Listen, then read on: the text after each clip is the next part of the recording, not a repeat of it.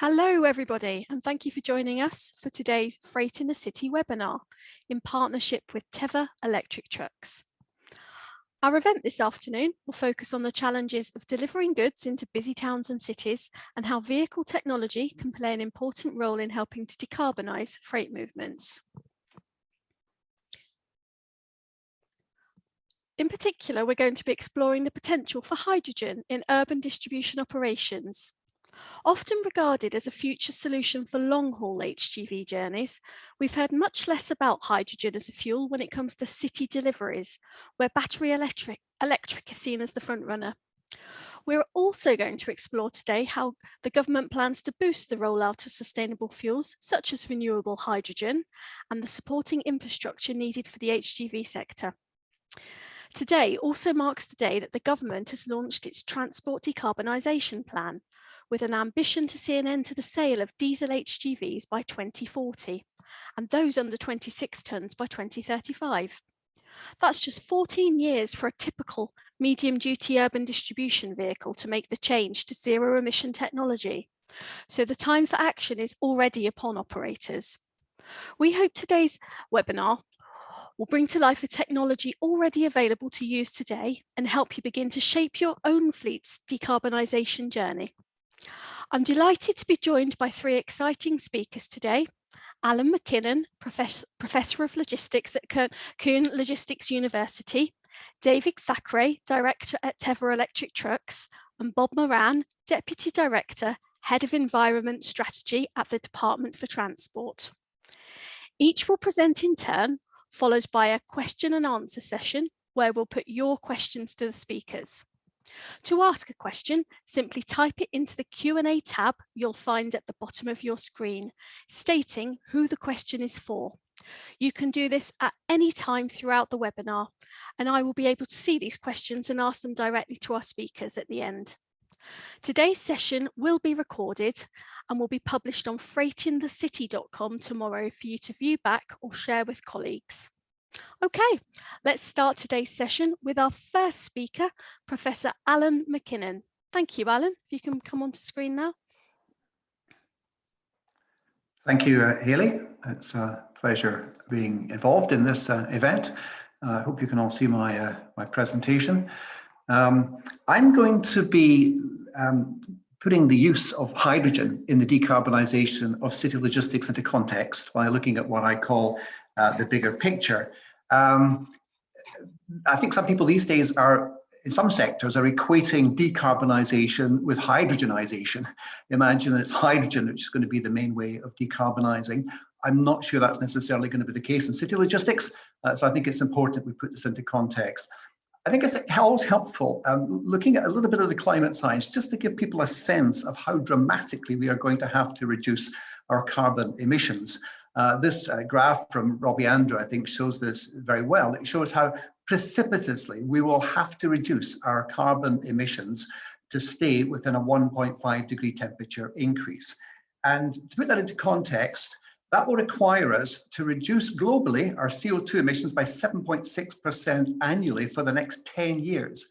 Now, last year, with all the pandemic restrictions in place and lockdowns, there was only a 6.4% reduction. So it gives us a sense of how big a challenge we have. What's the city logistics contribution to this? It's hard to find the numbers, but if you multiply together the percentages in these three pie charts, it suggests that worldwide urban freight transport accounts for about 3% of global CO2 emissions. How do we decarbonize city logistics? Well, I would argue we use the same framework as we're applying to freight transport and logistics generally. There are these 5 levers that we have to pull, and you can see how hydrogen, it seems to me, is going to help to reinforce the 5th of these levers. I'd like to run through and just look at this sort of inventory of all the things that we can do to decarbonize city logistics. First of all, just reducing the demand for freight transport in urban areas. And the options here can be split into 4 categories, it seems to me. There are some which are behavior related in terms of consumer behavior, application of the principles of circular economy, maybe people sharing more products. There are product related developments, increasing recyclability, digitizing more physical products, using 3D printing, for example.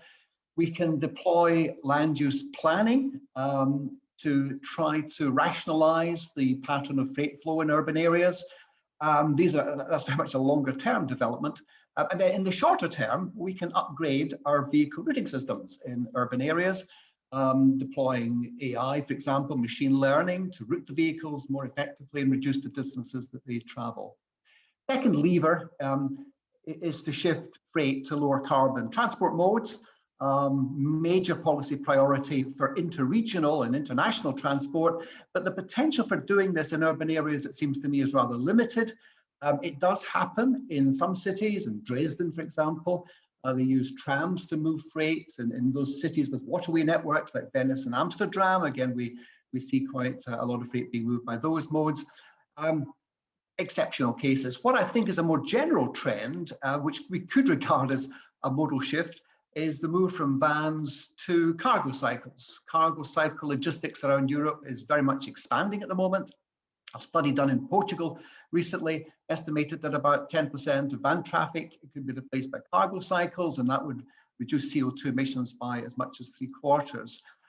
Crowd shipping we might regard as a form of modal shift in urban areas, where people engaged by online platforms could carry parcels for each other in hopefully a low carbon vehicle or a bicycle.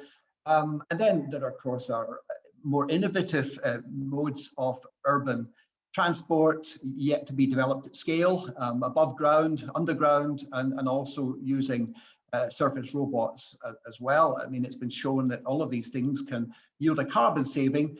The question is just how scalable will they be?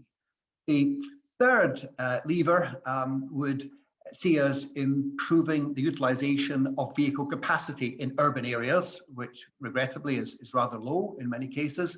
And there are a whole range of things we can do here. We can obviously use consolidation centers to consolidate loads. There has been 50 years of research and debate on that subject. We can use collection points to concentrate online deliveries.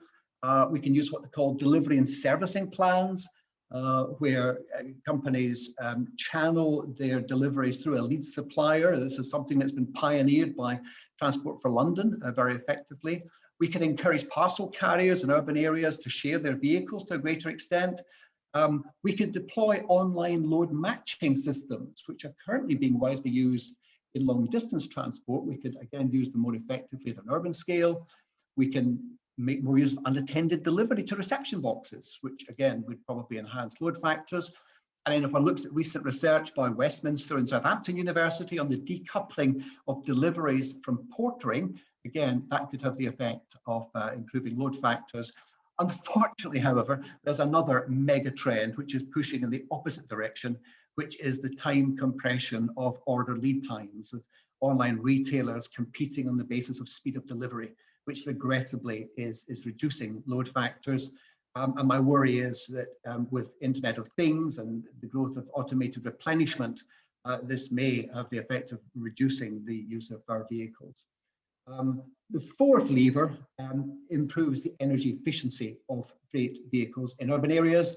Can be done by a mix of technological, operational, behavioral changes. Obviously, the technology is improving both for new vehicles and also with the retrofitting of existing vehicles. Around the world, we're seeing a proliferation and a tightening of fuel economy standards, both for vans and for trucks. There are operational changes. If we reschedule deliveries in urban areas into off-peak periods, more vehicles can travel at more fuel-efficient speeds.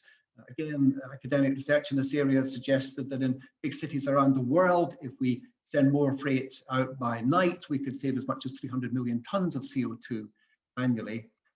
There's driver training. I think it's well recognized now that training drivers to drive vehicles more fuel efficiently is one of the most cost-effective ways of decarbonizing freight transport everywhere, interregionally as well as within urban areas. And then there are also things that local authorities can do with urban traffic management schemes, giving priority to greener vehicles on bus lanes, for example, or managing curb space more effectively. Research done in New York has shown how these things can significantly reduce CO2 emissions. Then finally, the lever where I think hydrogen has a role to play which is where we reduce the carbon content of the energy that we use in urban freight transport systems. Now, that's a process already well underway. We've obviously got many vans now powered with gas, done mainly to reduce emissions of pollutants rather than CO2. But again, there's a prediction that we will see a switch away from fossil LNG to bio LNG over the next couple of decades, which will again help to decarbonize. But I think there's general agreement that the main way in which we will decarbonize urban delivery fleets is through battery electrification. Already we've seen the total cost of ownership of smaller vans narrowing with those of petrol and diesel vans. Delivery ranges are lengthening, the density of recharging points is increasing, the battery weight is reducing. So a number of possible, number of trends underway which are increasing the attractiveness of batteries. However, there may be a role for some urban vehicles, vans powered entirely by hydrogen, in particular market sectors or for particular duty cycles. And Stellantis, for example, obviously perceive there is a market need for such a vehicle, and they'll be launching one in the autumn. But I think the more likely role for hydrogen in urban vehicles is as a range extender in electric vehicles. And already we've begun to see this in the case of vans. There was an academic study published recently, which reviewed 41 studies of the use of hydrogen range extenders in battery-powered vans, and it came out with very positive results. It argued that we can then combine the advantages of hydrogen fuel cells and battery propulsion to good effect. They have suggested too that the range extender in vans could be fitted to existing vans. There's an argument that overall this could reduce the total cost and increase the carbon savings from the combined use of hydrogen and batteries, and it would also reduce requirements for refueling infrastructure and reduce the range anxiety, which I think currently deters many operators from switching to a purely electric vehicle. And also, I mean, much of what I said in this very short presentation is focused on inter-urban deliveries, but we should recognize that a lot of the freight traffic in urban areas is access traffic or through traffic, where it's not vans we're talking about, but larger rigid vehicles. And it seems to me that the bigger the vehicle, the longer the delivery range, the stronger the case would be for adding a range extender, a hydrogen range extender. And I know that David is going to be talking about that in a lot more detail in a moment. I will just conclude, however, by saying a few more general things about hydrogen. First of all, pointing out that almost all the hydrogen we currently have is a fossil fuel. It's made by steam methane reforming, essentially using natural gas to make the hydrogen. It doesn't save us much CO2 at all. We will move to some extent to blue hydrogen, using a similar process, but capturing the CO2 and burying it. But again, question marks still remain about the capability of carbon capture and storage, particularly in terms of the amount of CO2 it will capture and its subsequent cost. What we're all hoping for ultimately is a move to truly green hydrogen. Currently, that's only a very small percentage of the total. There are problems with it. If you produce green hydrogen by electrolyzing water in that process, because going from zero carbon electricity through electrification to hydrogen to the fuel cell to the wheel of the vehicle, you lose a great deal of energy in the process. And the other question is about how long is it going to take us to scale up our electrolysis capability. Already there are plans for gigastacks. You know, we will mass produce green hydrogen, but there's a question mark over how long that will take.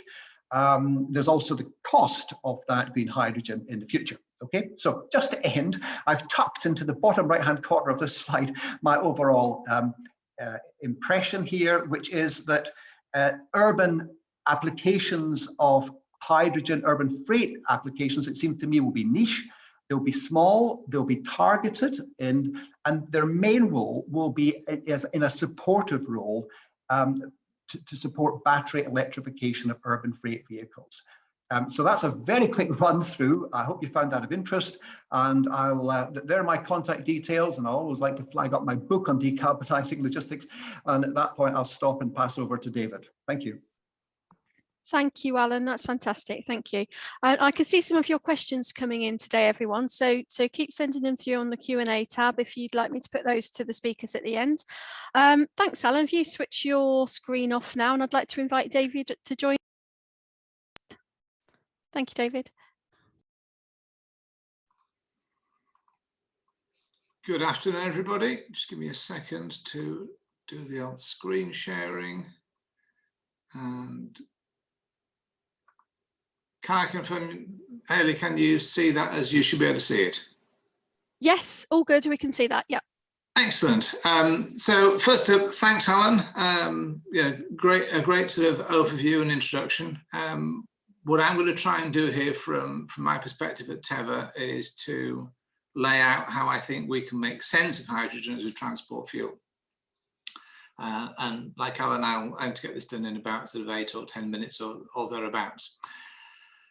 So the first question for me is fundamentally what problem we're trying to solve. We've all seen today the announcements about the ban on the sale of diesel trucks by 2035. Alan made some exactly correct remarks in terms of the scale of decarbonisation that's needed. My personal view is that by 2035, the ship has long since sailed, and therefore collectively my view is that we need to prove that we can go massively faster, because if we don't, we've lost this game before we start. And for me, the key therefore is that vehicle manufacturers need to make vehicles that are capable of making these changes for operators, rather than expecting operators either to go in financially into the red or expecting the world suddenly to reverse its trend of preferences. Best within the world, those things are not exactly likely to happen. And so our role as a truck manufacturer is to build a truck that is the right truck for the job. And effectively that means it's got to be able to do a big mileage, because we all know by now, I think, that electric trucks of any description come at a higher capital cost, but they run at a lower operating cost. So you've got to max out the operation to make one offset the other. So they've got to be able to do the high mileages every day of the year. In fact, every day of the 7 or 8 or 10 years that they might be in service. And secondly, they've got to do that whilst also carrying properly heavy payloads. Let's be clear, a freight truck is what it says. It's not just a truck. The freight part of that expression is equally key. It has to be able to carry the goods. I remember many years ago talking to a guy who said, yeah, well, that's all very fine if this truck's a ton heavier. So all my trucks carry 20 tons in his particular case. He said, if each one carries a ton less, I need 21 trucks, not 20, and I don't have that much margin available. So critically, we've got to make vehicles capable of high mileages, capable of moving heavy payloads, and critically importantly, to do so at a viable, sensible level of cost. So that is fundamentally what we're trying to do. And therefore, critically, this is all about total cost of ownership and what I call TCO parity. TCO parity, to my mind, is the absolute nub of how this thing gets done. If we can produce zero-emission vehicles that are capable genuinely of doing all the work that the diesel vehicles used to do, and at TCO parity, my experience of talking to a very, very large number of operators by now, over quite a few years, is that they'll buy these things tomorrow if those things can be met. Now, we spoke earlier about the fact that high capex, low opex, and effectively this sort of graph isn't a hugely scientific sort of representation. So inevitably, for those of you with a mathematical or statistical persuasion, you'll recognize this as what's called a normal distribution. And in simple terms, what we would say is that overwhelmingly, the kind of trucks that we're looking to supply to people and to solve their problems are going to have to do something in the order of 80 miles a day or more. There are a relatively small number that do smaller mileages. I've spoken to quite a few of them over the years, but the bulk will be doing 80 miles a day or a bit more. And therefore, from our perspective, if we look at this absolutely pivotal metric of TCO, TCO has got to be achieved when the vehicle does 80 miles a day. That essentially that tells us what kind of price points we need to make in order to make this thing sensible. Now, it is very, very easy to make a vehicle capable of doing 100 miles, 200 miles, 500 miles. Just put loads and loads and loads of batteries on it. Anybody can do that, but we come back to the other critical criterion. It's got to be able to carry payload. And so it's about trying to ensure how can you get that done. And so essentially what I've tried to demonstrate here is that in our view, at the fringes as you approach 80 miles, sometimes you can get to TCO parity a bit less on a pure battery electric vehicle, sometimes in specialist cases. But typically we believe that to make that higher mileage, you've got to have some kind of range extended battery electric vehicle. Because the critical thing is if your average mileage is 80 miles a day, inevitably, unless you're doing an absolute bus route, there'll be days when you do 100 miles, sometimes even a little bit more. So if our average is 80, my question to myself, if you like, all the time is, okay, so if let's work on typically 100 miles that we need to be able to service, how much energy do we need on board a vehicle if we're going to have 100 miles? And the answer is, it depends. In actual fact, it depends a lot. It depends a very great deal. So what I've put forward here is, I suppose, some sort of a representation of our experience at Tevva of what we've seen. At the far left, the champion performance goes to me. I personally drove a 7.5 ton truck, loaded at about 6 tons gross on the day, all day long. And I did 100 miles around the M25 in the rain, for your reference, on about 54, 55 kilowatt hours. Can be done. It was a summertime, to be fair, but it can be done. And I'm a fairly twinkle-toed driver. And inevitably, as you might guess, I'm motivated to make the thing look good. On average, our staff would get about 0.4-ish. We've got customers running at this is per kilowatt hours per mile, per kilometre, I beg your pardon. We've got customers running sort of 0.6 to 0.7 or thereabouts. NEDC would give you about 0.75 kilowatt hours per kilometre. And therefore, a fleet manager is going to look at all of those cases and they're going to say, well, what's the worst I've seen? And then they're going to add 10% on top. And so what you end up with is a position whereby typically you'd need, I don't know, 85, 90 kilowatt hours to do your 100 miles, most days. Some days you need a fair bit more. Some days you'd need 50% more even than that. And the critical point here is that a battery electric vehicle is what I describe as a binary option. Either it has energy in its battery or it needs a heavy recovery vehicle. And if it needs a heavy recovery vehicle, well, clearly that's not a place anybody wants to go. And therefore you have to be 100% bulletproof in the range you specify and the kind of operations that you deploy it upon. And so you've got a plan for that far right-hand end of this graph, the 0.83 kilowatt hours per kilometre on a 7.5 ton, and obviously it gets more so with a heavier vehicle. And the critical thing is if you took a 7.5 ton truck and you equip it with a 130 or 135 kilowatt hour battery, you're going to end up with a 7.5 ton truck that has a smaller payload than an average Ford Transit van. And that's pointless, frankly. It's uneconomic, and it is candidly a solution to nothing. So the question is, how do we get the energy on board the vehicle whilst retaining the payload? And that brings us into the whole hydrogen versus batteries debate. It's become something, a heated debate over the last 12 or 18 months, I would say in particular. And as Alan correctly sort of indicated a little while ago, hydrogen has some very attractive characteristics as a transport fuel. It's extremely light and so forth, but it also has some notably problematic drawbacks, top of the list of which is efficiency, or more to the point, the lack of it. So for a freight truck, the ability to fill up at the same speed you'd fill up with diesel is great. The energy density is great. But also one has to recognize that because hydrogen is ultimately less efficient, it's also a bit more costly.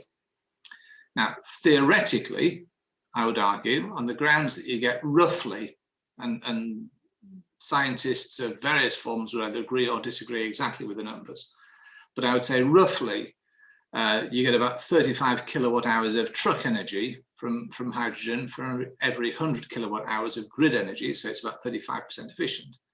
And therefore, roughly, it should be about 3 times the cost of grid electricity. But in actual fact, my expectation would be that because it would be largely off-grid, probably from a standalone sort of wind installation, etc., the commercial terms around the electricity supply are probably lighter.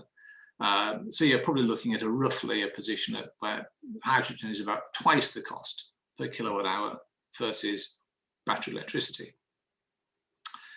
Now, our view at Teva is that the battery absolutely must be a core part of the mix. It is comfortably the most efficient way of doing things from an electrical perspective, and it's notably the lowest cost operation. And let's face it, fleet operators need to manage cost. But as we've said, it's heavier and it's slow to recharge, and that brings logistical challenges. So ultimately, we think battery must be a part of the mix. But as well as all the other stuff, you've got to consider the charging conditions around batteries. And for example, if you had even a smallish fleet of, say, 50 7.5 tonners, you're needing about 5 megawatt hours of energy per day for that fleet. If you had 119 tonners, you're looking at 15 megawatt hours of electricity per day. And that implies depot supplies of somewhere between 1,000 and 3,000 kVA. And unless you've been involved in that, you might not know, but I can tell you that to get supplies of that level into your depot is quite eye-wateringly expensive. You can comfortably be looking at a 7-figure bill. And so the key here is that even if you do that, you're still carrying around a heavy load of energy that most days we won't use, but we absolutely must carry it just in case. So our view at Teva is it's not hydrogen or battery, but actually it's a mix of both. And what I've tried to graphically illustrate here is how at Teva we would see that energy being used. So, so I've imagined all of the energy as one sort of big sort of virtual imaginary battery. The orange cells in that battery are the actual batteries on the truck. That's the energy that you always use, typically fulfilling most or all of your 80 miles a day that you need to achieve to make TCO parity. That 80 kilowatt hours is going to be reasonably cheap, reasonably heavy, and give you a good basic core range. The blue cells, which actually I should have colored green for green hydrogen, is what I call the contingent energy, the just-in-case energy supply, some of which you might use reasonably often, much of which you will use potentially almost never, but you absolutely must have it in order that you can always send the truck out on any duty cycle, and range anxiety is simply something that ceases to exist. If you've got an aggregate of 200 kilowatt hours of energy on a 7.5 ton truck, trust me, you will not have range anxiety. The thing will always have boatloads of energy in reserve. And for me, there's 2 key advantages of this kind of approach. The first is that there's a very low weight penalty for carrying a very large amount of contingent energy. And critically, I mentioned earlier that a battery electric vehicle, a pure battery electric vehicle, is a fairly binary beast. Either it has energy or it needs to be recovered. Once with a range extender, that is to say an onboard generator, onboard a vehicle, it ceases to be that binary animal. If you actually manage to drain your battery through the course of your day because you've just gone hell for leather all day long, and you actually get to the point where the batteries run about dry, the worst case is you've got to stop for a while and let the battery, let the fuel cell catch up, replenish the battery, and so forth. So you end up with a penalty which is a small delay as opposed to a penalty which is a recovery truck, and that is an absolutely pivotal difference. Now, I'm not one for reading slides out, but there's something here that does bear saying out loud. Range extended trucks carry heavier loads over longer distances. And for me, that is the absolute crux of everything we're trying to do here. So from the perspective of a truck, we believe we've got a really workable solution that gives you a zero emission range without compromising payload.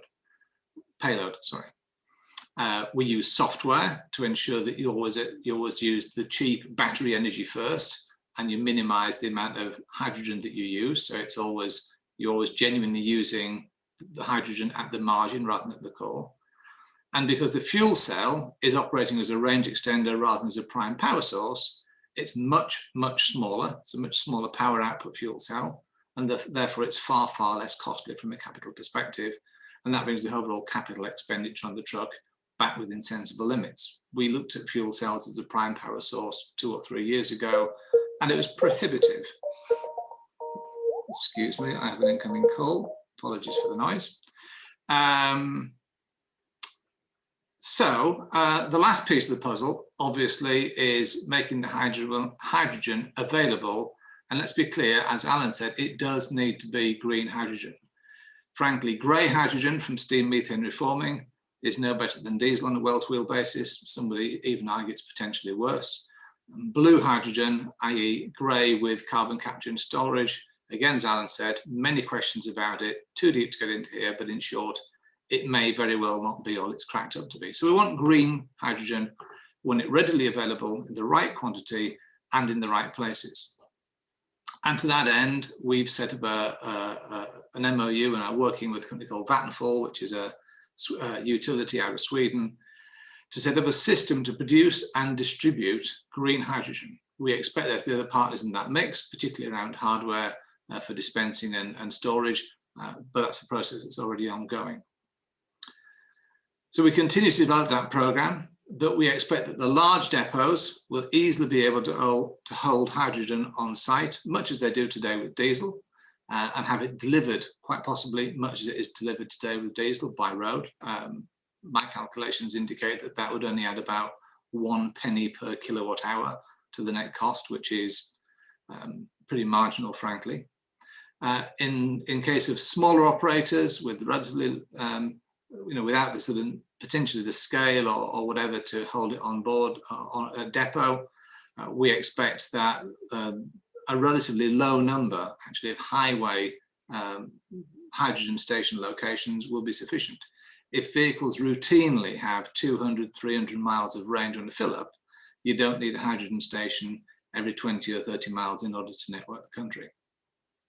And so ultimately, whilst I think there's a general view that is, oh Lord, hydrogen is, it's a bit of a wild frontier and the infrastructure is not there. Actually, I don't think genuinely it is a terribly difficult task to put the infrastructure there. Yes, you've got to set up the renewable energy. Yes, you've got to build the electrolyzers, but let's be clear, that is a function of money.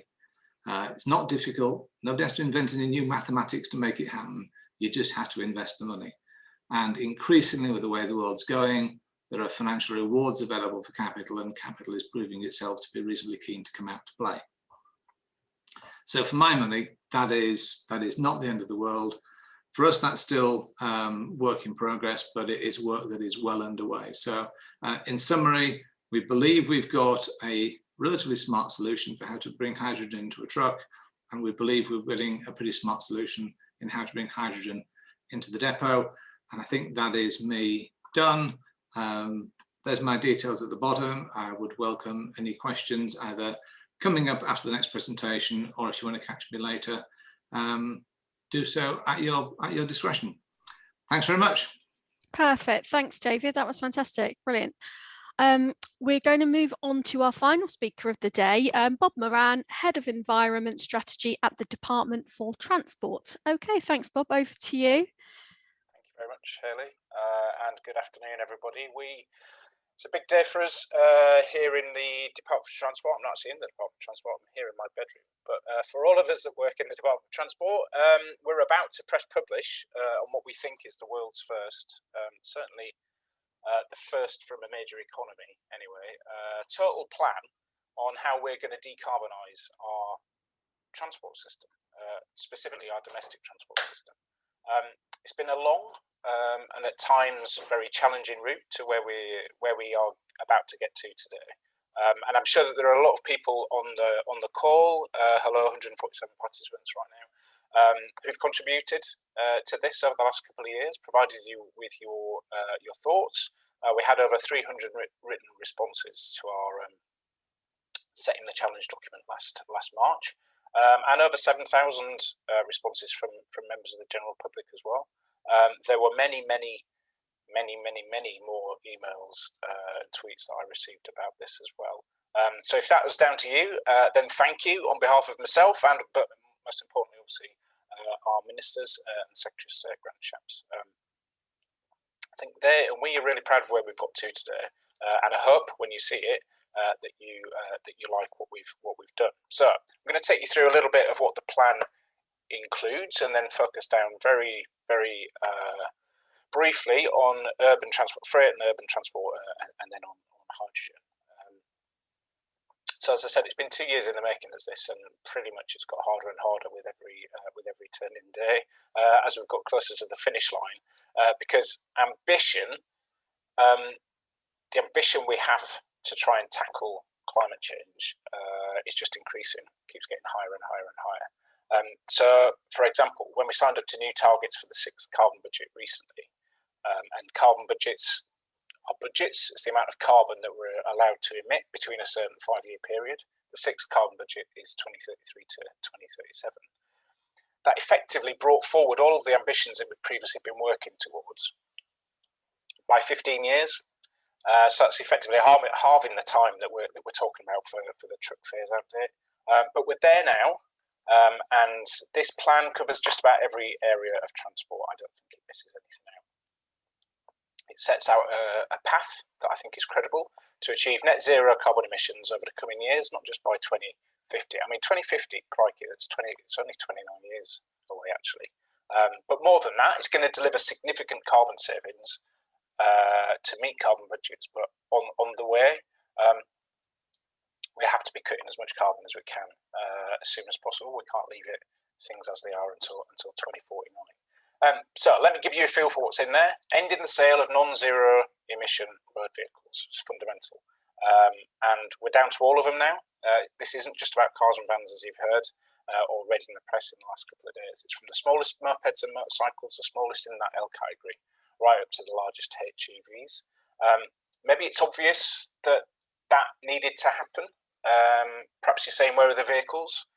Well, increasingly they are here, and the technology is here, and there's people who understand them, and there's people who bring them to the market, as we've heard about today. So we're putting down a marker, putting down a backstop of 2040. So after 2040, there will be no new petrol or diesel powered vehicles, road vehicles sold in the UK. That's that's a centerpiece of the plan today. We'd already set the 2030-35 dates for cars and vans last year. And today we're launching a full-on consultation, a genuine consultation over the next 10 weeks on what the right phase-out dates for commercial vehicles are. The whole category is 3.5 tonne up to 44 tonne. We think 2040 is probably right at the moment for the largest trucks, but zero-emission technology is here, and it's moving so fast. So if you look down at some of the lower weight categories, and then look up, it's not going to take that long for the technologies to move through. So we've proposed a more ambitious date, an earlier date for vehicles that are 26 tonne and under. Alongside that, we have published today, or are about to, a green paper. So that's a paper of options on regulations for how we're going to use regulation to deliver these phase-out dates. Both of these were key commitments that the Prime Minister made last November in his 10-point plan for a green industrial revolution. That's really important. This is, yes, it's about climate change, but this is about jobs and growth and clean growth of that as well. So as you would expect, in the plan, which I haven't read yet, we will soon, we make a case and identify the things that will be needed to increase patronage on public transport. It's a message that has been coming out of the Department of Transport for a while now. And also pushing higher levels of cycling and walking as well. That's really critical. Also spend quite a lot of time talking about rail freight and putting forward the case for growing that. In fact, we're going to come forward in the next few months and introduce a rail freight growth target. That's a key area. This plan isn't about being anti-car. It's not about saying don't drive. trying to flip things around though and say, yes, transport is the problem. It's one of the problems right now with respect to climate change, but we need to turn it into the solution, and it can be the solution and not just the problem. Look, transport fundamentally, you will know, it shapes our entire towns and cities, but it has a predominantly, right now, as of today, it has a predominantly negative impact on the environment all around us, not just carbon, but also the crap in the air, frankly, as well at the moment. If we can sort that out, we'll genuinely make people healthier. And I think quieter, nicer places are going to be better places. And especially as we think about the urban environment and what we've been talking about today, that can dramatically increase people's quality of life if we get that right. So in the plan, we do talk quite a bit about the reasons that are underpinning this. In certain parts of the transport network, or on our roads, there's not much room left for stuff out there, even for more zero emission vehicles. There's not much room. So with so many everyday journeys being so short, particularly in urban areas, we need to give people better options, so that they don't have to feel that they need to be the single person in that car that's clogging up our streets. Now, key for that, and we'll talk about this in the plan, is why is that the case at the moment? What is the cost? It's the cost of public transport versus the cost of driving as well. And we've got to start to stop that gap growing and bring it closer together. In fact, that's the only way we're going to get people to jump on buses and trains more regularly. So we really pick up on that in the plan that's going to be published shortly. As I mentioned, we're going to set a rail freight growth target as well. We want to transform the last mile. We spend quite a bit of time talking about the last mile, which is relevant today. And we want to transform it very quickly, just in the next few years as well. Decarbonising the last mile is genuinely going to create, we think, cleaner, more livable places for us all. A more integrated, efficient and sustainable delivery system is just waiting to be realised there. And I mentioned already the smallest L category of vehicles are not out of scope. They're out of scope no longer. We really want to make the most of that. We want to encourage a lot more from those vehicles. Urban freight consolidation as well, that's a key area that we're looking at as well. So I'm just going to probably draw it to a close there. Final words obviously on hydrogen, which is the focus for this webinar. You've just heard a perfect example of green hydrogen and how it's used. And I agree with Alan's comments earlier on, about a niche application. It sounds a bit negative, but it isn't. Green hydrogen has got a vital role throughout all of this. Okay, it's got to get right in there where we know that batteries are going to struggle. Okay? And that is particularly true in the urban environment, not just in the middle of oceans, powering our container ships or anything like that. Green hydrogen is going to be a precious resource. We've got responsibility really to make the most of it. And that's true in transport decarbonisation as well, because it's far more than just doing the same things, decarbonising transport. It's far more than just doing the same things but with zero emissions.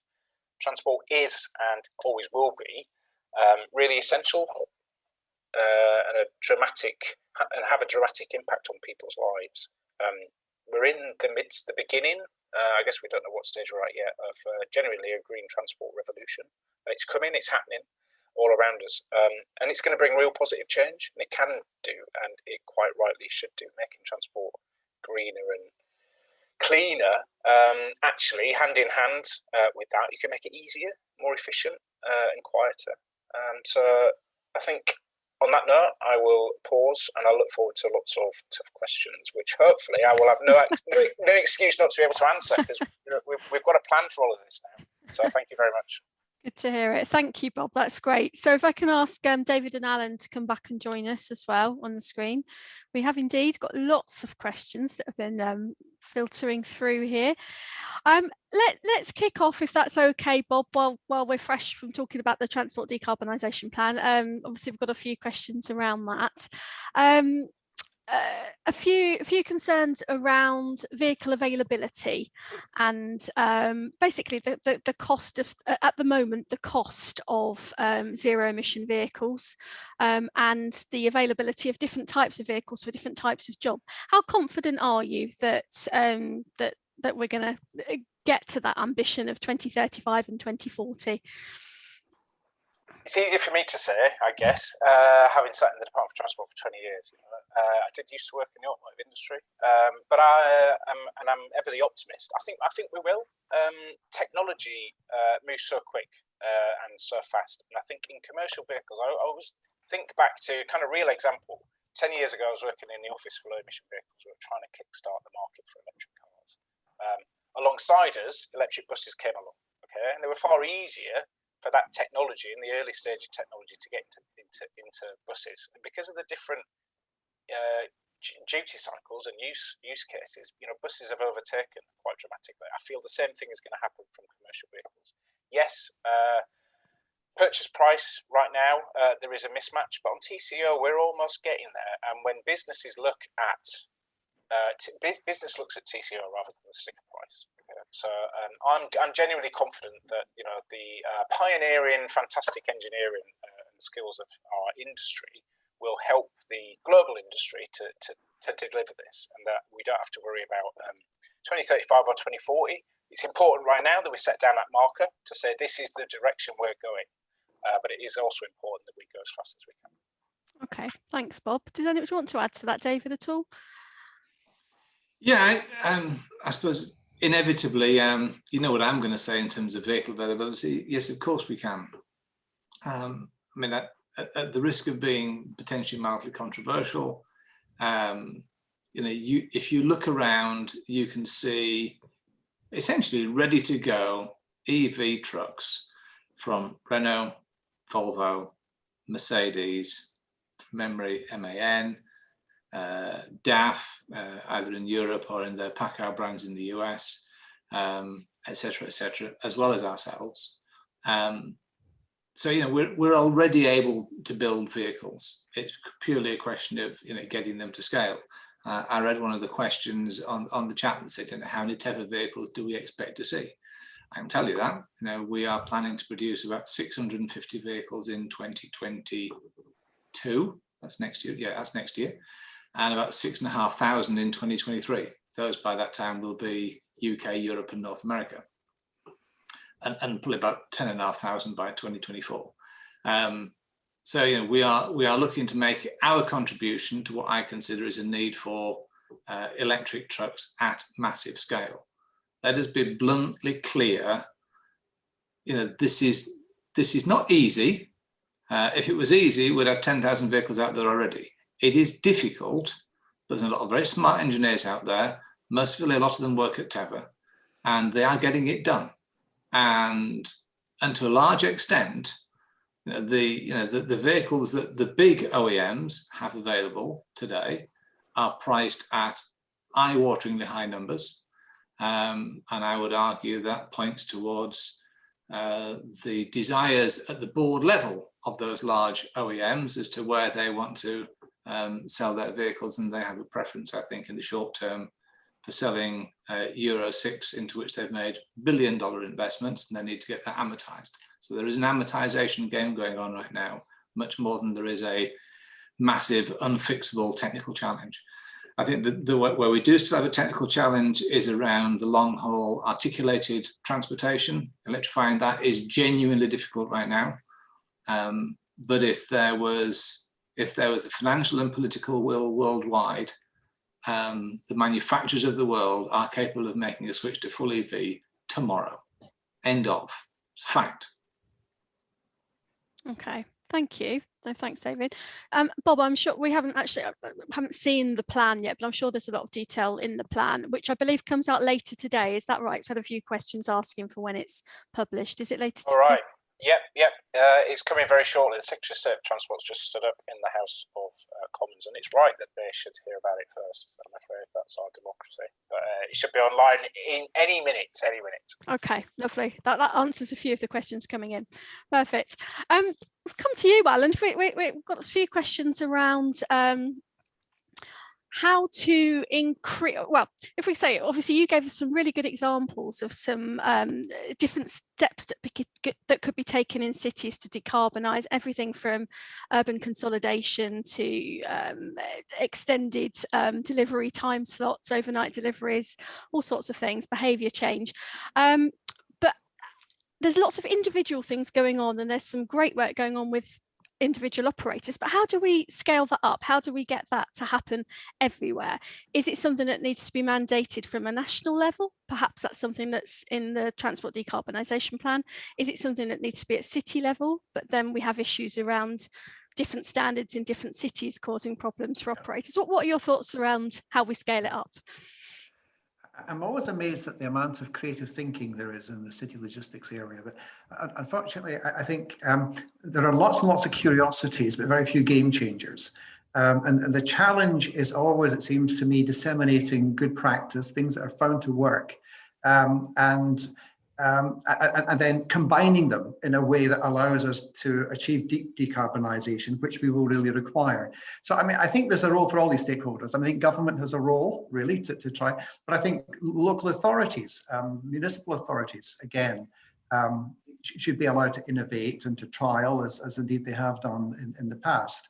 What I haven't attempted to do is see what the carbon savings would be from each of the initiatives that I outlined in my presentation. I mean, even if each of them only chipped away 1 or 2%, in combination, I mean, they could achieve quite a dramatic reduction in emissions. And the good thing is, I think almost everything I described there is mutually reinforcing. There aren't many of those initiatives which have got counteracting effects. And I think to give some praise where it's due, I think Transport for London has been particularly innovative in the things that it's trialed over the years. I'm based in Germany. I interact with a lot of people in other countries, and they often look to London as having been a laboratory for trialing some of these decarbonisation initiatives as well. Okay, thank you. And Bob, you mentioned that they would be there'd be a focus around last mile logistics in the transport decarbonisation plan. What sort of things will we expect to see around that? Yeah, I think make it data and digital. I'd like to see a lot more of that in there. More dynamic traffic regulatory orders. I always get that wrong. But a consultation on that and looking at that, and we're really interested in making sure that the powers exist for when you've got the situation where the same vehicle is coming into the same place times 50 times, whether it's picking up waste or whether it's doing that. So things around there and things around urban freight consolidation, those are really, really important to us. Efficiency, I think that's a key thing for us to get into there. And I've mentioned L category a couple of times. I really see that as a real opportunity for the UK to make more of powered 2 and 3 wheelers in the future. Decarbonising transport isn't just about cutting carbon emissions, it's about cutting congestion as well. We've got a finite amount of space. No matter what you think about the roads building programme, there's not that many more new roads springing up in urban areas. So the space we've got is finite. There is a lot of it wasted, I think, by vehicles on the road. So we can do a lot more, I think, with some smaller vehicles as well. Okay, thank you. David, if we can come to you, we've got quite a few sort of specific questions coming through around the range extender technology. First ones are around temperature. So firstly, were your testings were the test cycle you carried out, was that with an ambient vehicle load or with a temperature controlled load? And secondly, does the efficiency of the hydrogen, is it affected by different temperatures? I think it's fair to say the efficiency of the hydrogen fuel cell isn't terribly temperature dependent. Unquestionably, the efficiency of the battery system is very much temperature dependent. So, without wishing to get into the deep sort of technologies of it, particularly when batteries are very, very cold, the amount of energy effectively it takes to get the energy out of the battery increases, and therefore the amount of energy you can physically use from the battery decreases. Which is why anybody who's ever had any electric vehicles of their own will know that in wintertime they get a lower range than they get in the summertime. But that's very much more a function of the batteries than of the fuel cell. Okay, thank you. And another question around what would the solution be for the large number of operators who currently have no depot-based refuelling and fill up entirely at retail outlets? Many will not have space for additional infrastructure at depots. I think that's absolutely true. And again, one of the keys from our perspective of using hydrogen as a range extender fuel rather than the primary fuel is that you're not going to need very much of it on any given day, and again, because a range extended vehicle will typically have a much greater operating range than a non-range extended vehicle, like your pure battery. The number of, if you imagine sort of drawing a map of, say, the UK and plotting a bunch of nodes on sort of highway confluence routes where you need to put a site, the number of sites you're going to need in order to service all the hydrogen vehicles that might be in service becomes less. And if they only do 5 miles each, you need one every 10 yards. If they do 1,000 miles each, you need 3 or 4. You need one in Scotland, one in Wales, and one in England, and you've got the job done. And if they do sort of roughly 200 or 300 miles each, you can imagine you've got a relatively straightforward process. Now, the reality of life, I think, is that the early adopters of this technology will be the big fleets. They're the ones that have got the financial resources, the ability to finance as well, because it isn't just about how much money you've got, it's about how much money can you borrow. And if you don't have a balance sheet, you don't have good trading accounts, you won't borrow large amounts of money or get higher purchase for large amounts of money. So the large fleets, are going to be the early adopters. And as they progress forward, and then you get the second-hand vehicles coming through for the smaller fleets, you can expect that infrastructure to grow. I would fully expect that by the time you get 10 years from now as a maximum, that most retail filling stations will have a hydrogen pump. See no reason on God's green earth why that won't be the case. It won't be the primary thing that they hold, but it'll be one of the fuels that they hold. Okay. And Bob, is there anything that DFT is working on with regards to hydrogen refueling infrastructure?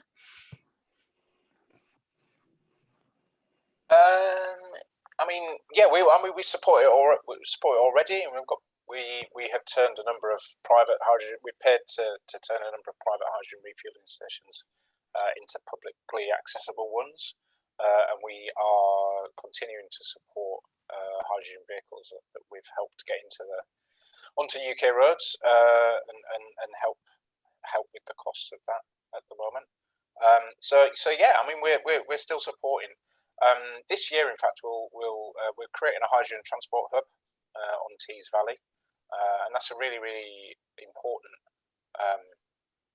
area and project for us. There's £3 million going into that, and that's going to look at all of transport, not just vehicles on the roads, but the maritime, aviation as well, and what your refueling infrastructure needs to be like across a region, and then also how that then connects into the wider energy system, and then the wider not just of the region but of the UK as well.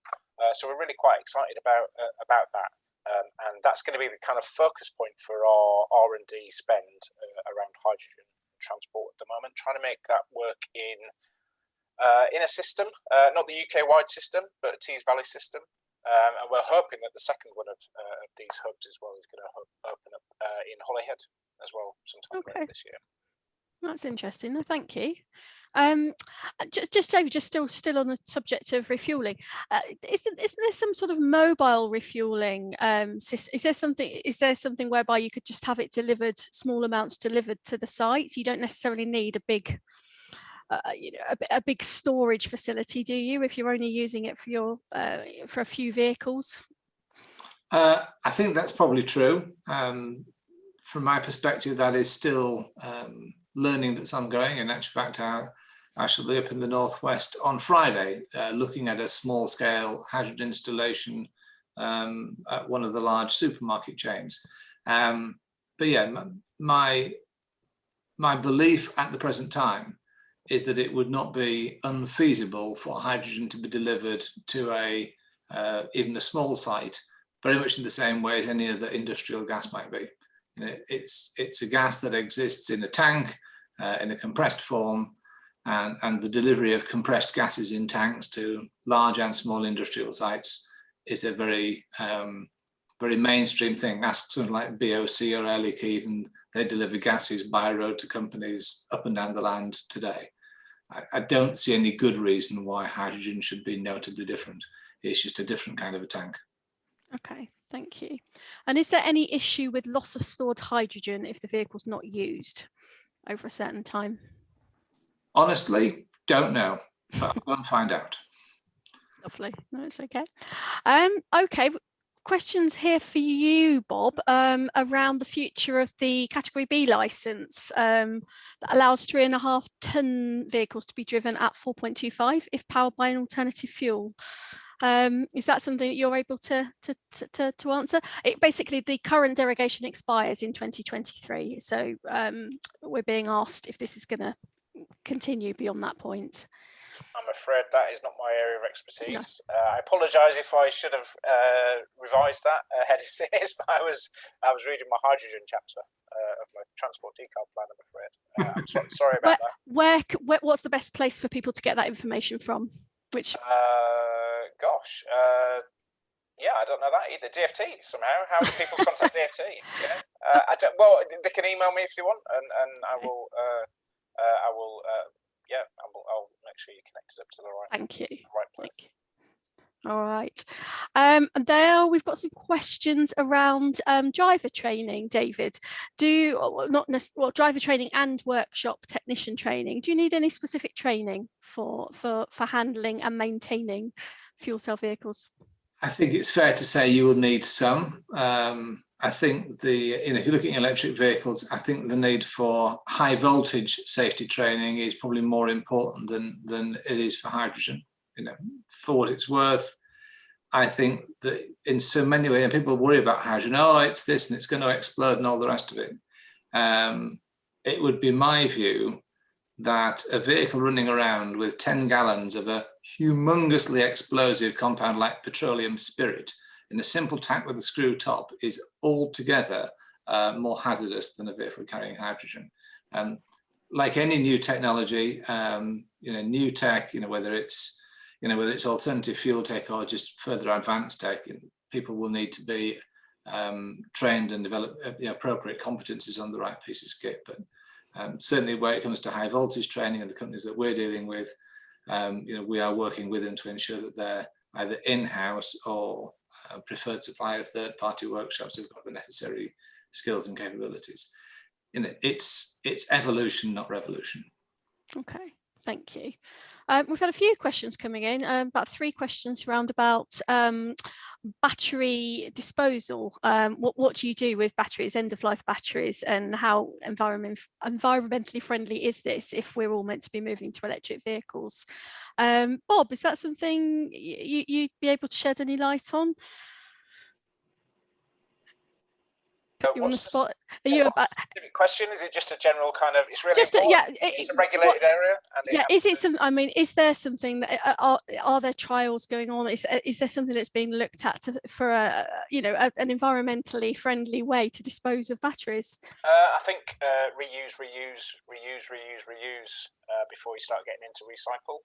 And that would be the approach. So the regulations that are in place try and encourage as well. I think one of the advantages of batteries that once they're not able to perform at the spec needed for automotive applications, they've got a long life ahead of them in energy storage and in other uses, essentially.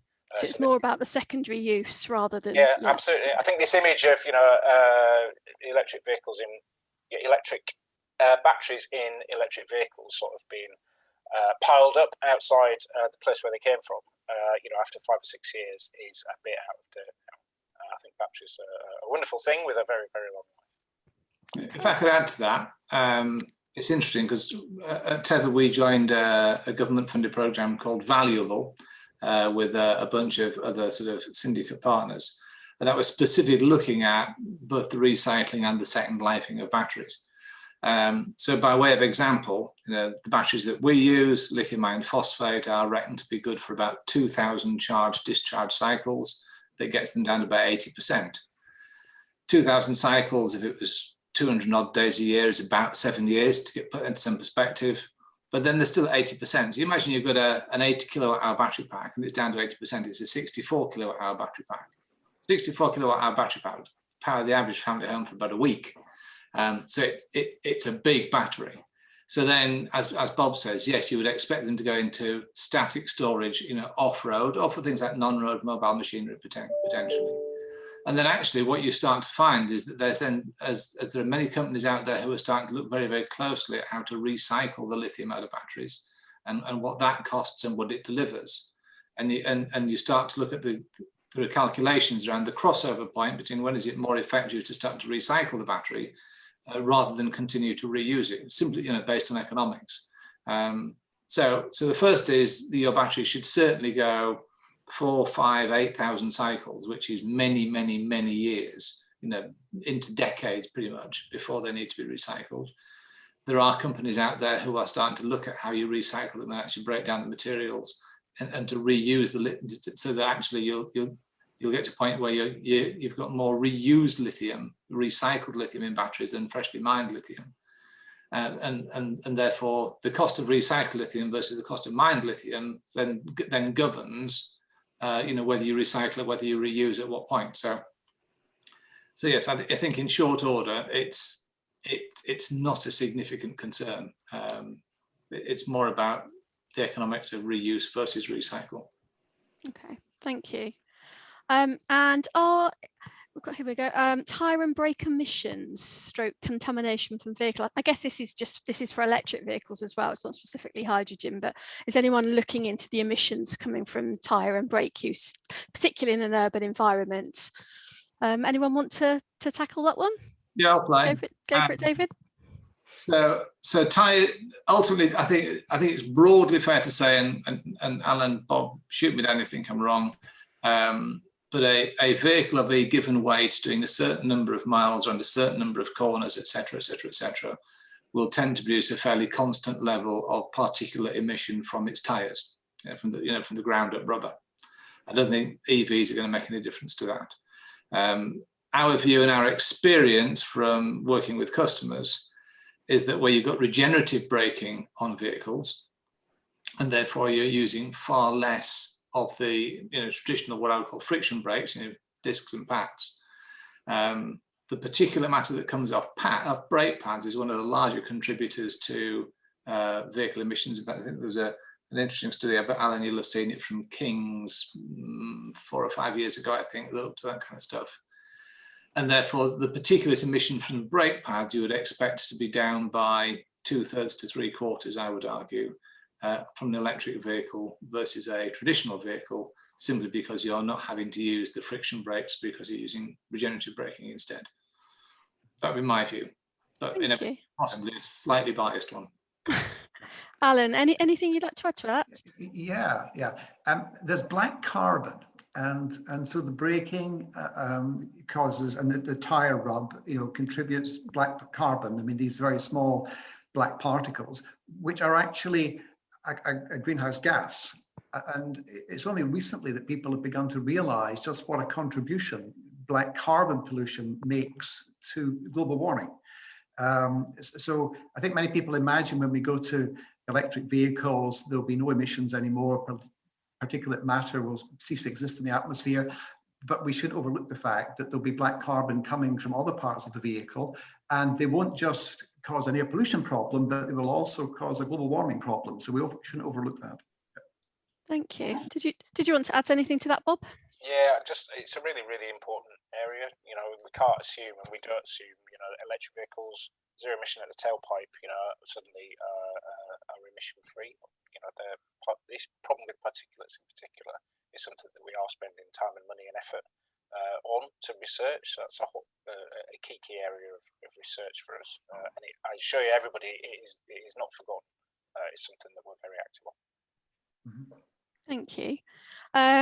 Question here: how many years until you change battery and fuel cell battery trucks? Useful life. I guess they're asking about the life cycle of a typical battery electric or fuel cell truck compared with a diesel truck. Do you want to tackle that one, David? I was going to let somebody else go first if they wanted to, but yeah, since I think that's coming at you, that one. My personal view is that you would expect an electric vehicle to have a very significantly longer lifespan than a diesel vehicle.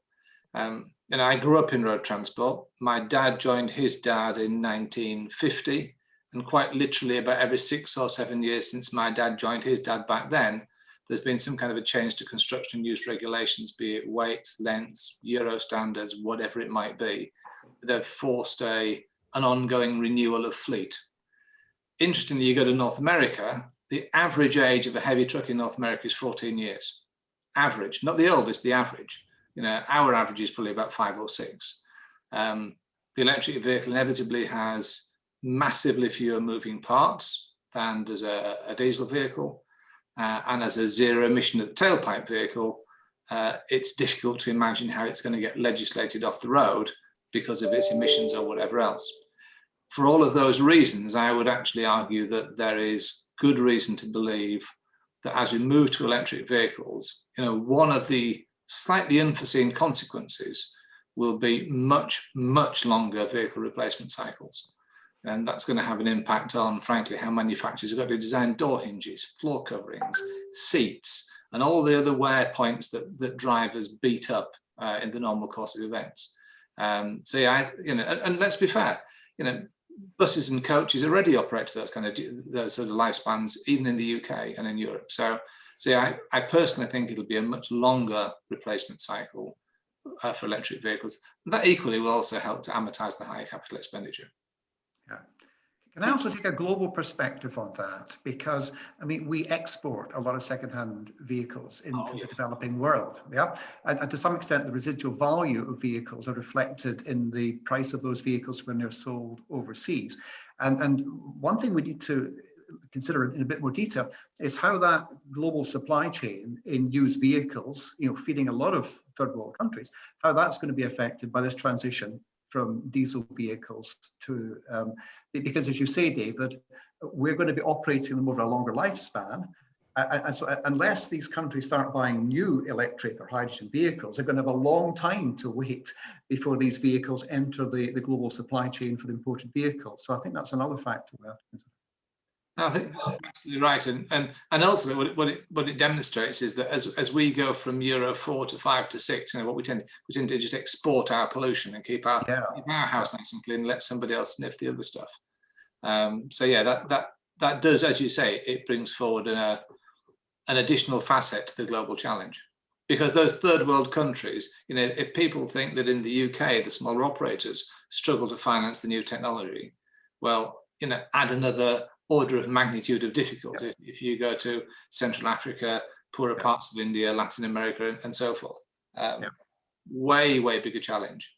And the danger is that developed countries offload their current ICE vehicles to accelerate the shift to low carbon powertrains. So we dump these cheaper vehicles in third world countries, and of course climate change is a global problem. If these vehicles are still emitting lots of greenhouse gas, and I don't know, in Senegal or Malaysia or whatever, they're still causing the climate change problem. So, One planet, only one.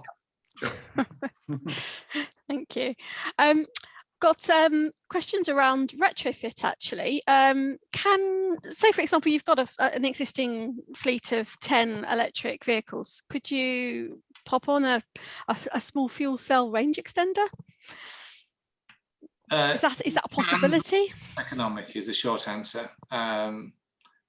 With the best will in the world, yes, you can. And when Teva first began, our initial business model was around retrofitting.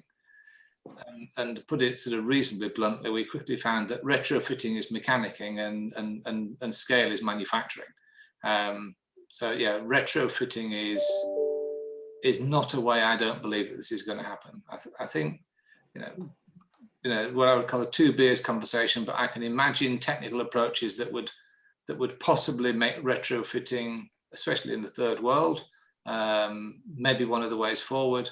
But realistically, I think the short and complicated answer is no, doesn't work. Thank you. Essentially, no two vehicles are alike. Yes. And they're all different, and every one you're learning, there's no such thing as a standard operating procedure. And without that, you can't manufacture to a cost. With regards to the types of vehicles that are suitable for hydrogen, someone else is asking, particularly on behalf of local councils, they're keen to explore the use of hydrogen for typical council vehicles such as sweepers and maintenance vans, RCVs, things like that. Will there be, is hydrogen going to extend quite rapidly into those areas? And how soon, if so? Anyone fancy tackling that one? I have a view. We'll have your view. And then in short, there's no reason why a hydrogen vehicle can't be perfectly suitable to any council or municipal vehicle. My observation of the conversations I've had with municipalities generally is that their vehicle utilization, frankly, is extremely poor. They've got very, very, very low mileage as they do, and therefore they frankly wouldn't need it. They could typically do it on a battery solution only, very often. So I say my experience is that they don't get the utilization of the vehicles. They don't get to the 80 miles a day or even close to it in many, many cases.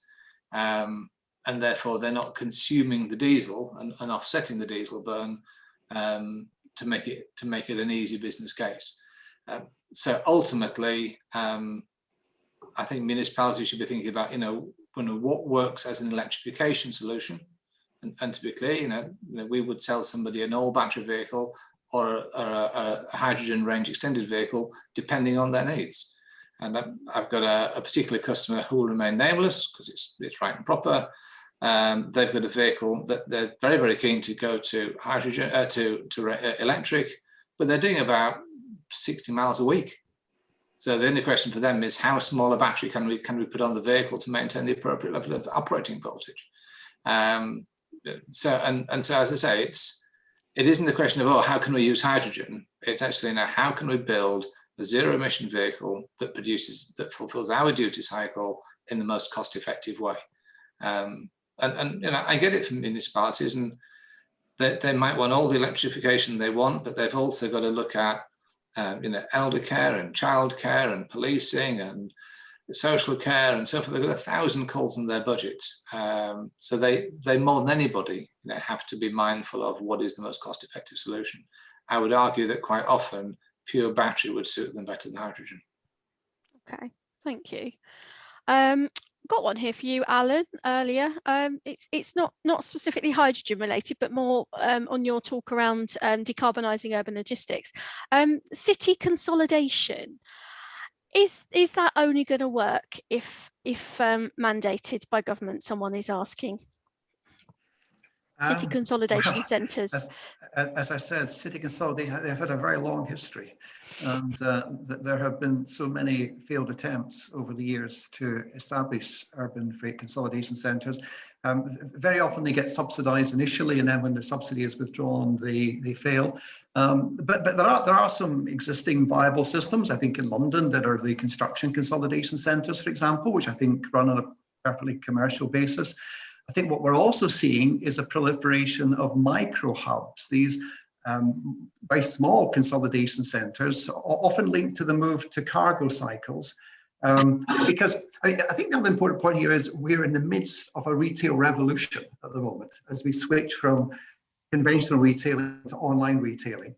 And that is transforming city logistics, right? And it's also having an impact on the sort of property aspects of city logistics as well. It's creating a need for these sort of micro hubs, to feed the cargo cycles in the small vans, often in interurban locations. But also I can see as repurposing a lot of our office space, our conventional shops, as they are less used, and they can then serve as consolidations. So the traditional view of an urban freight consolidation centre, which was an out-of-town facility, like the one in Bristol, for example, where you consolidate loads that would then go into a shopping street. That does happen to some extent, but nothing like as much as people had expected. I think there'll be new forms of consolidation in urban areas, much more flexible. I mean, if you look, was it TNT, I think, that had a mobile consolidation centre. They trialled this in Belgium, where it was an articulated vehicle that moved to different locations on different days to feed a network of cargo cycles. So there are a lot of things can happen. So I think consolidation will happen. It would be nice if there's some government and local authority support for it. But I think even without that, a lot of these things will happen probably on a commercial basis. Thank you. Did you want to add anything to that, Bob? Yeah, anything around the last mile? Yeah, we're gonna take another look at it. I think I recognise everything Alan said, and there are businesses out there that operate consolidation hubs and don't need anybody interfering with them because they're running brilliantly efficiently and effectively already. However, we think there is, generally, as Alan said, some new opportunities out there, and zero emission vehicles and decarbonising transport gives us an opportunity to look at those afresh. We've got a mind to run some pilots. Haven't got any money yet. So when Alan said support, I haven't got any yet. Okay, but I think we're minded to try and see what we can do in that area. No, that's interesting. I think what you said, Alan. I think there's various concepts, aren't there, taking shape at the moment, like logistics hotel. I believe I read about somewhere where you have different floors for different types of activity. You might have a school on one level, for example, on the ground floor. Underneath, you might have logistics. Top floor might be retail. It's that sort of use of space, isn't it? That's changing. And we can learn lessons from other countries. If one looks at the Netherlands, for example, it's got a well-established binnenstad system, which I think is now in about 12 or 13 cities, which tends to be controlled more by the retailers. Again, it's all for rationalizing the inbound flow of supplies to retail outlets in interurban areas. And that runs viably and I think is continuing to expand. So replicating a binnenstad system in the UK, I think might be beneficial. If I could just add one thing to that, we are looking forward to working with Seva Logistics on what they call their healthcare hub out of Dartford, which is serving Guy's and St Thomas's Hospital in London. And what I learned from that was something I thought was potentially sort of quite a key sort of factor in this whole thing. One has to recognise that everybody's delivery is somebody's revenue stream. Somebody in transport delivery somewhere is earning a revenue from that delivery, and therefore consolidation, if that means fewer vehicles, it means somebody's going short of a revenue stream. So you need to recognise that there's a commercial tension in that process. And what I thought was really interesting was you get something like Guy's and St Thomas's who just said, we've got a massive amount of procurement coming into this place, and we, as a large-scale procurer, are going to dictate to all our suppliers, you will deliver to that place, and from that place we will then get deliveries into us. So it's at the receiving end where the power lies, if you like. A large receiver of goods has the capacity to say to all its suppliers, you will deliver to that centre there, and then we'll get deliveries in from that place. And I think sort of seeing it from the receiving end is quite a key part of that puzzle. Yeah, thank you. Okay, I think we've got time, we've got time for a couple of quick ones if I can, quick fire ones for you, David, if I can, to finish off. In your view, when will the range extender, the fuel cell range extender be available for greater than 26 tonne HGVs? Really? Greater than 26 tonne? Well, from us, second half of the decade sometime. We've got a clear cycle plan for 7.5 tonne, 12 tonne, 19 tonne. That takes us up to about 2024, 2025. Plainly, that's not where we stop, but yeah, so I would imagine somewhere early in the second half of the decade. Okay, thank you. And a couple here just about safety, actually, one for Bob as well. First one probably for you, David, is, are there any safety issues with regards to H2 inside buildings or undercover, especially for repair? And to Bob, on the same topic, it's quite difficult to get workshop regulations for premises to work safely with hydrogen. Will the UK be bringing any definitive health and safety guidance such as exists in the US? So do you want to go to you first, David, just with regards to the safety issues? I'm going to claim the Bob amendment here. No. I don't know for sure in terms of all the regulatory stuff and all that kind of stuff. I guess, again, I would just go back to what I said earlier. I would far rather store hydrogen undercover than petrol. Yeah. And we've been doing petrol for donkey's years. Bob, anything you want to add around guidance for health and safety guidance for hydrogen inside? Is that something that you know that's being looked at the moment? Or will you look at it now you know? Not sure it's the, I mean, to be honest, I'm not sure it's a job for either me or our colleagues in the Department of Transport. That sounds like guidance in that respect is a HSE matter.